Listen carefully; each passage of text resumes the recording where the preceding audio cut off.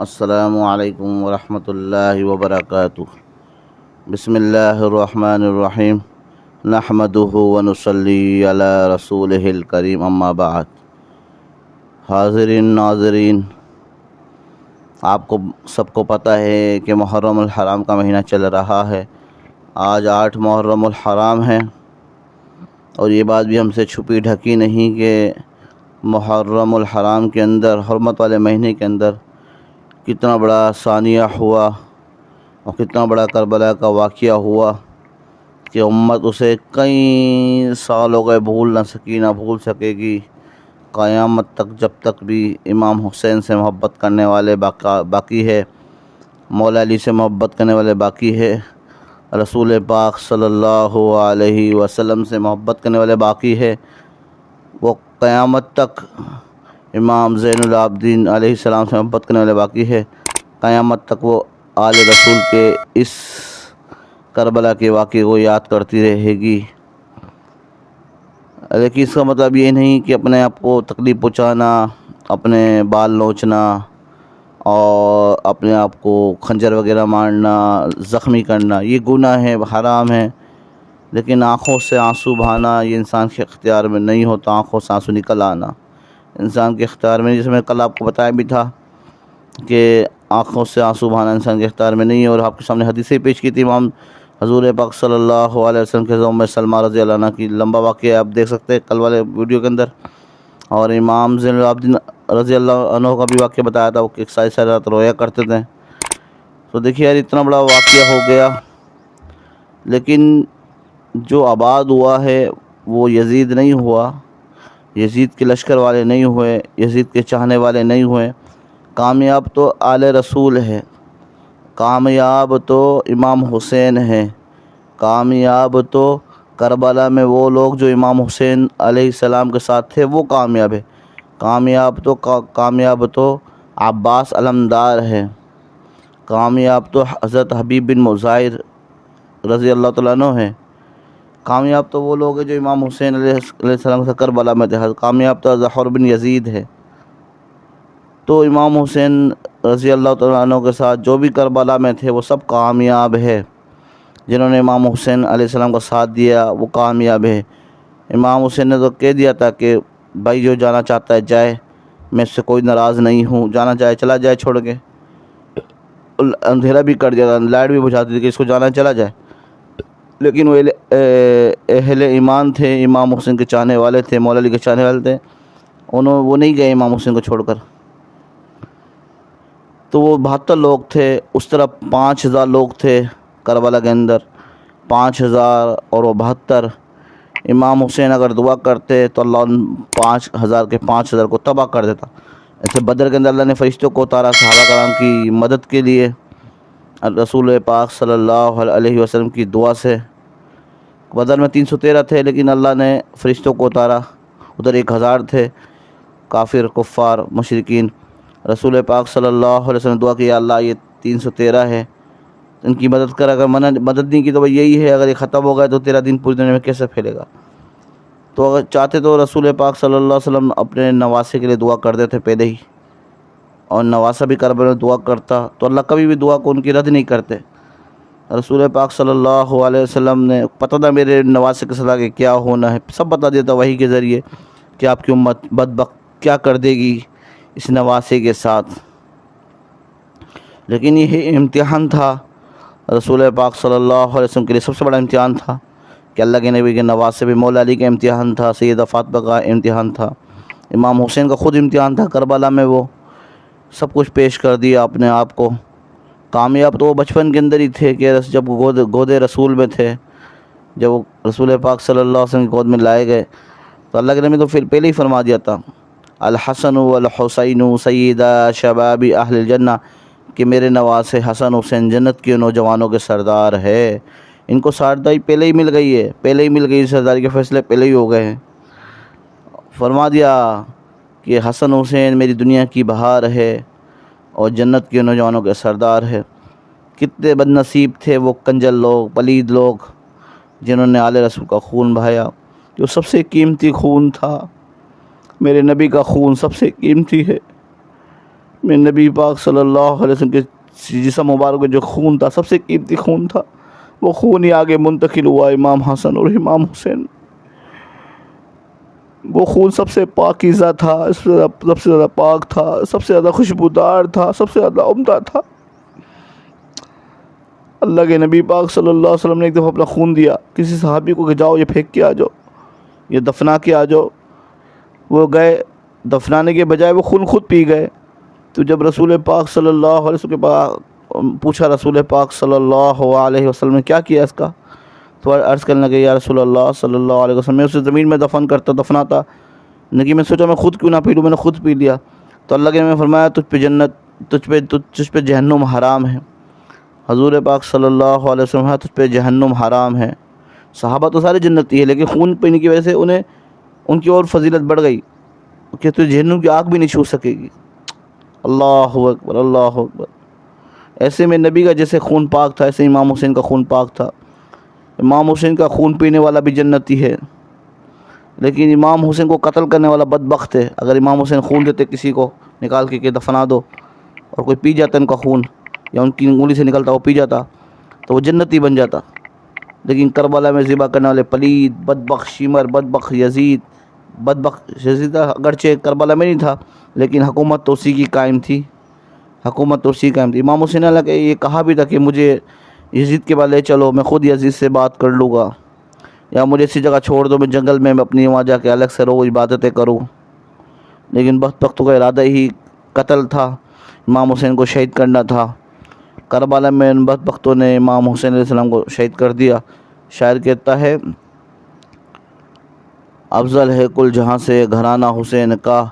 افضل ہے کل جہاں سے گھرانہ حسین کا، نبیوں کا تاجدار ہے نانا حسین کا، یزید پلید ملعون کنجر کی حکومت ہی بس ایک پل کی، یزید پلید ملعون کنجر کی حکومت ہی بس ایک پل کی، صدیہ حسین کی زمانہ حسین کا، صدیہ حسین کی زمانہ حسین کا۔ امام حسین کی حکومت جب بھی قائم تھی، آج بھی قائم ہے، قیامت کے دن بھی امام حسین کی حکومت قائم ہوگی۔ میرے نبی پیار اس سے کرے گے، شاعر کہتا ہے نا پیے گا کوثر ملے گی جنت، محشر میں اسی کو چین ہوگا، پیے گا کوثر اور پیے گا کوثر ملے گی جنت، محشر میں اسی کو چین ہوگا، نبی محبت کرے گی اس سے جس کے دل میں حسین ہوگا، جس کے دل میں امام حسین ہوگے اللہ کے نبی اس سے ہی پیار کرے گے، یزید کے چاہنے والوں سے پیار نہیں کرے گا۔ آج بھی ایسے بدبخت لوگ موجود ہے بدبخت ملعون لوگ جو آج بھی یزید کا ساتھ دیتے ہیں، یزید کو نعوذ باللہ من ذالک، بدبخت لوگ یزید کو رضی اللہ عنہ کہتے ہیں، وہ لعنت اللہ ہے، رضی اللہ عنہ کہاں سے بن گیا یزید؟ امام حسین کی حکومت اسی کی قائم تھی، سب کچھ اس نے اگرچہ حکم نہیں دیا لیکن ارادہ تو اس کا سب یہی تھا۔ امام حسین نے نہیں کری، اس کے ہاتھ میں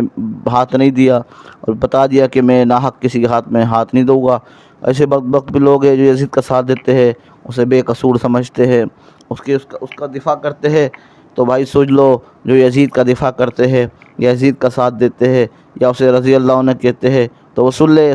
لے اپنے حشر قیامت کے دن یزید کے ساتھ کرانا پسند کر لے، کیونکہ رسول پاک صلی اللہ علیہ وسلم فرمائے ہیں جو جس سے محبت کرے گا قیامت میں اس کا حشر اسی کے ساتھ ہوگا، جو یزید سے محبت کرتا ہے اس کا حشر قیامت میں یزید کے ساتھ ہوگا۔ یاد رکھو، اور میں بھی کہتا ہوں یا اللہ جو امام حسین سے محبت کرتا ہے، میں کرتا ہوں، ہم کرتے ہیں، ہم اہل سنت کرتے ہیں، سنی لوگ کرتے ہیں، یا اللہ حشر و قیامت ہمارا امام حسین سے جو بھی محبت کرتے ہیں اہل ایمان ان کا حشر امام حسین کے ساتھ کرنا، اور جو لوگ یزید سے محبت کرتے ہیں اس کا حشر یزید کے ساتھ کرنا۔ ہمیں یزید پسند نہیں ہے، کیوں پسند نہیں ہے؟ انہیں آل رسول کے ساتھ اتنا بڑا ظلم کیا ہے۔ شمر ہمیں پسند نہیں ہے کیونکہ اس نے آل رسول کے ساتھ بڑا ظلم کیا ہے۔ ابن زیاد عبید اللہ بن زیاد ہمیں پسند نہیں ہے کہ اس نے آل رسول کے ساتھ بڑا ظلم کیا ہے۔ اور جتنے بھی بدبخت لوگ ہیں، خولہ بن یزید ہمیں پسند نہیں ہے کہ اس نے امام حسین کے ساتھ بہت بڑا ظلم کیا ہے۔ حضرت حر بن یزید پسند ہے کہ انہوں نے یزید کا وہ شمر کا لشکر چھوڑ کر ان کے لشکر میں شمولیت اختیار کی تھی، اس لیے حضرت حر بن یزید ہم رضی اللہ تعالیٰ عنہ ہمیں پسند ہے،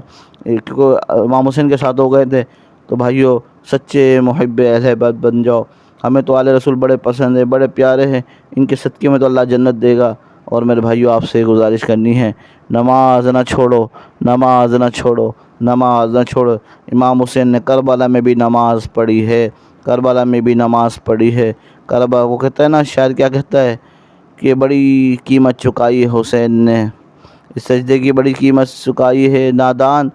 تو اپنی پیشانی کو سجدے سے محروم نہ کرے مسلمان، تو اپنی پیشانی کو سجدے سے محروم نہ کرے مسلمان، بڑی قیمت چکائی ہے حسین ابن علی نے، بڑی قیمت چکائی ہے حسین ابن علی نے۔ میرے بھائیو، اپنی نماز ضائع مت کرو، اپنی نمازیں چھوڑو مت، پڑھا کرو، فرض اللہ کا حکم ہے۔ امام حسین نے کربلا میں بھی نماز پڑھی ہے، نماز کا وقت ہو گیا، جمعے کا دن ہے، صلاۃ الخوف پڑھی ہے، جمعے کا دن ہے، جمعے کا جو دن ہے، کہنے لگے عباس علمدار کو، کہنے لگے جاؤ اس کو، ان کے جو حضرت حبیب بن مظاہر کو کہا کہ جاؤ نماز کا ٹائم ہو گیا ہے، شمر لعین ملعون کو جا کے کہو کہ نماز کا ٹائم ہو گیا، ابھی جنگ روکے، ہم نماز پڑھنا چاہتے ہیں۔ تو جب اس کے بعد گھوڑا بڑھایا تو اس کے بعد جب گئے شمر کے بعد، شمر نے کہا نہیں، کوئی نماز کی اجازت نہیں ہے، نماز پڑھو گے، نماز میں تم سے جنگ کرے گے، نماز کے دوران تمہیں قتل کرے گے، تمہارا خون بہائے گے، لیکن تمہیں نماز نہیں پڑھنے دے گے، نماز چھوڑو، ہم سے لڑائی کرو، لڑو۔ امام حسین علیہ السلام کو جب یہ پیغام واپس آیا تو امام حسین کہنے لگے نہیں، نماز نہیں چھوڑی جا سکتی، نماز ہم پڑھیں گے، جو بھی ہو جائے، نماز نہیں پڑھیں گے، آدھے نماز پڑھو، آدھے جنگ کرو، صلاۃ الخوف پڑھو۔ صلاۃ الخوف تو آپ جانتے ہوگے، یہ تو امام حسین علیہ السلام نے کربلا میں بھی نماز نہیں چھوڑی، پڑھی ہے،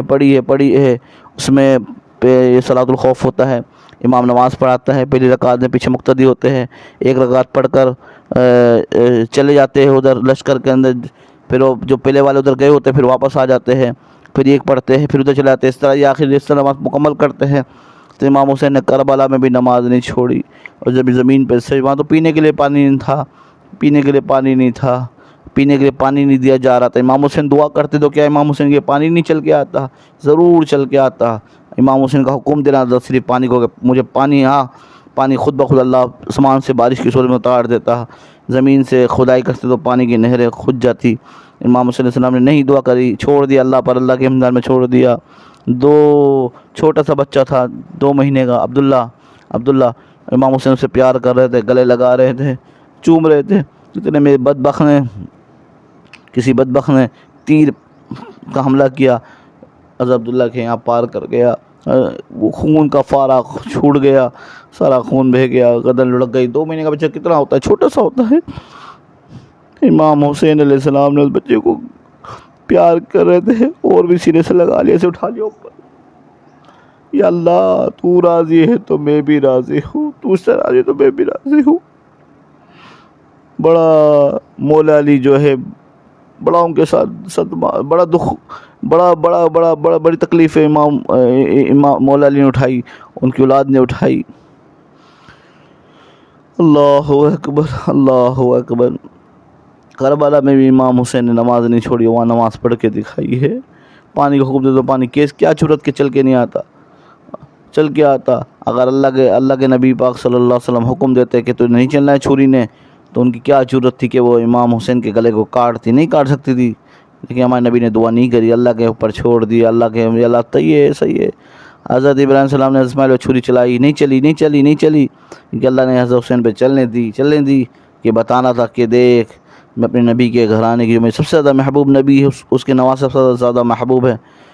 سب سے زیادہ محبوب، ان کے نوازوں کی قربانی بھی میں لوں گا۔ اور تم کل کو یہ نہ بولو کہ میں نبی تو بڑے مزے کر گیا، اس کے گھرانہ بڑے مزے کر گیا، نہیں، دیکھو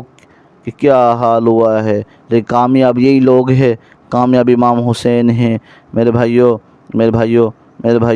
12 اماموں سے محبت کری، ہمارے امام ہیں، سنیوں کے امام ہیں، افسوس ہے ہمیں پتہ ہی نہیں ہے ہمارے امام ہیں، ہم انہیں اہل تشیع کے امام سمجھتے ہیں، ہم ان سے پیار ہی نہیں کرتے، افسوس کی بات ہے۔ یہ 12 امام ہمارے امام ہیں، یاد رکھو، ذہن میں بٹھا لو، یہ 12 امام ہمارے امام ہیں، ان سے محبت کرو، ان کے نام یاد رکھو۔ مولا علی ہمارے امام ہیں، امام حسین ہمارے امام ہیں، امام زین العابدین ہمارے امام ہیں، امام محمد باقر سنیوں کے امام ہیں، امام جعفر صادق ہمارے امام ہیں، امام محمد تقی ہمارے امام ہیں، علی نقی ہمارے امام ہیں، حسن عسکری ہمارے امام ہیں، امام مہدی ہمارے امام ہیں، علی رضا ہمارے امام ہیں، امام حسن ہمارے امام ہیں، یہ سارے امام ہمارے امام ہیں، یہ سب مولا علی کی اولاد میں سے، یہ سب ہمیں پیارے، ان سے محبت کرو، ان کے نام یاد کرو، ان کے نام اپنے بچوں کے نام پہ رکھو، جس سے ہم صحابہ کرام کے نام اپنے بچوں کے نام پہ رکھتے ہیں، ابو بکر، عمر، عثمان، یہ تو مولا علی نے بھی اپنے بچوں کے نام رکھے تھے، ایسے ہم مولا علی سے محبت کرتے ہیں، صحابہ کرام سے محبت کرتے ہیں، ان کے نام اپنے بچوں کے نام رکھے، علی رضا رکھے، محمد تقی رکھے، علی نقی رکھے، حسن عسکری رکھے، زین العابدین رکھے۔ امام زین العابدین کا نام آپ کو پتہ ہے کیا نام تھا؟ زین العابدین ان کا نام کیا تھا؟ ان کا نام علی تھا، علی بن حسین، علی بن حسین، علی۔ مولا علی کے 3 بیٹے تھے۔ جب مولا علی کو اللہ نے اولاد دی، پہلے بیٹے کا نام رکھا محمد نام رکھا، جو مشہور ہے محمد بن حنفیہ، ٹھیک ہے۔ پھر اللہ نے دوسرا بیٹا دیا، اس کا نام رکھا ابو بکر۔ پھر تیسرا بیٹا دیا، اس کا نام رکھا عمر۔ پھر چوتھا بیٹا دیا، اس کا نام رکھا عثمان۔ پھر اس کے بعد جو بھی بیٹا ہو تو اس کا 3 بیٹوں کا نام علی رکھا، علی رکھتے رہے، نہ وہ کسی اور سے مشہور ہو گئے۔ اس میں سے امام زین العابدین کا نام بھی علی بھی تھا۔ تو بھائیو ہمیں چاہیے ہم آل رسول کا نام بھی رکھے، صحابہ کرام کو رکھے، اور آل رسول کی زندگی کو اپنائیں، ان کی نقش قدم پہ چلنے میں ہی ہم سب کے لیے کامیابی ہے۔